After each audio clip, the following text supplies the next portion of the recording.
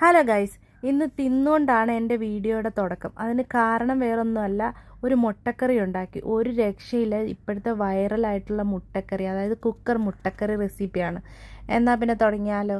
ഒരു കുക്കറിലേക്ക് വെളിച്ചെണ്ണ ഒഴിച്ചു കൊടുക്കുക. അതിലേക്ക് മഞ്ഞൾപ്പൊടി, മുളക് പൊടി, മല്ലിപ്പൊടി, പിന്നെ കുറച്ച് മുട്ട മസാലയാണ് ഞാൻ ഇട്ടേക്കുന്നത്. ഇതെല്ലാം കൂടെ നന്നായിട്ട് മിക്സ് ചെയ്ത് സവോളയും വെളുത്തുള്ളി ഇഞ്ചി എല്ലാം കൂടെ ചെറുതായിട്ട് അരിഞ്ഞ് അതും കൂടെ മിക്സ് ചെയ്ത് നന്നായിട്ട് ആ മസാലയൊക്കെ അതിലൊന്ന് ജസ്റ്റ് ഒന്ന് സോട്ട് ചെയ്താൽ മതി. അതിലേക്ക് ഉപ്പിടുക, കുറച്ച് കറിവേപ്പില ഇടുക. അത് നന്നായിട്ട് ഇളക്കി എല്ലാം ഒന്ന് ഉപ്പെല്ലാം സവോളയിലൊന്ന് മിക്സായി കഴിയുമ്പോഴത്തേക്ക് കുറച്ച് വെള്ളം ഒഴിക്കുക.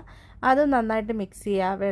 വെള്ളവും ആ മസാലയെല്ലാം കൂടെ ഒന്ന് മിക്സ് ആക്കിയിട്ട് അതിൻ്റെ മുകളിലേക്ക് ഒരു സ്റ്റീൽ പാത്രം വയ്ക്കുക. ആ പാത്രത്തിൽ നമുക്ക് എത്ര മുട്ടയാണോ വേണ്ടത് അത്രയും മുട്ട അതിനകത്ത് വയ്ക്കുക. ഇനി കുക്കർ അടയ്ക്കുക, 2 വിസിലടുപ്പിക്കുക. പണി കഴിഞ്ഞു ഗൈസ്. ഞാൻ ഒട്ടും പ്രതീക്ഷിച്ചില്ല ഈ കുക്കർ മുട്ടക്കറി എന്ന് പറയുന്നത് ഇത്രയും സക്സസ് ആവുമെന്നും ഇത്രയും ടേസ്റ്റ് ആയിട്ടുള്ളൊരു സാധനമാണെന്നും ഞാൻ പ്രതീക്ഷിച്ചതേയില്ല. കുറച്ച് ദിവസമായിട്ട് ഇൻസ്റ്റഗ്രാമിൽ കിടന്ന് ഇങ്ങനെ കറങ്ങുന്നുണ്ടായിരുന്നു.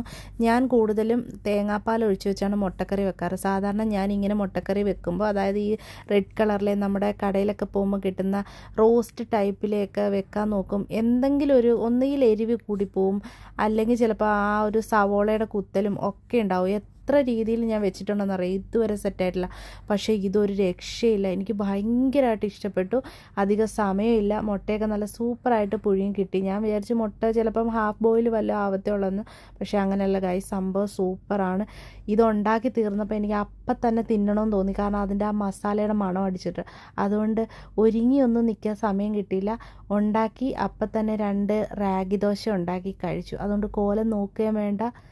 ഞാൻ ഉണ്ടാക്കിയ മുട്ടക്കറി മാത്രം നോക്കിയാണ് സംഭവം പൊളി. എല്ലാവരും ഒന്ന് ട്രൈ ചെയ്ത് നോക്കണേ.